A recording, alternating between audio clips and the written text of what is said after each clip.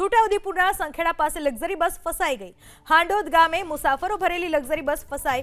30 થી વધુ મુસાફરો બસમાં સવાર હતા। સ્થાનિકોએ દોરડાની મદદથી આ મુસાફરોને બહાર કાઢ્યા। દ્રશ્યોમાં જોઈ શકાય છે કે છોટાઉદેપુરના સંખેડામાં રસ્તા ઉપર એટલું બધું પાણી ભરાયેલું હતું કે જ્યાં લક્ઝરી બસ ફસાઈ ગઈ અને એ જ સમયે બસમાં 30 થી વધારે મુસાફરો પણ હતા।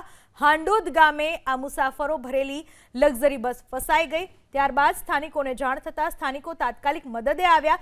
દોરડાની મદદથી બસમાં બેસેલા તમામ પેસેન્જર્સનું સ્થાનિક લોકોએ રેસ્ક્યુ કર્યું।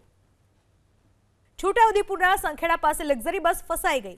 હાંડોદ ગામે મુસાફરો ભરેલી લક્ઝરી બસ ફસાઈ। 30 થી વધુ મુસાફરો બસમાં સવાર હતા। સ્થાનિકોએ દોરડાની મદદથી આ મુસાફરોને બહાર કાઢ્યા। દ્રશ્યોમાં જોઈ શકાય છે કે છોટાઉદેપુરના સંખેડામાં રસ્તા ઉપર એટલું બધું પાણી ભરાયેલું હતું કે જ્યાં લક્ઝરી બસ ફસાઈ ગઈ અને એ જ સમયે બસમાં 30 થી વધારે મુસાફરો પણ હતા।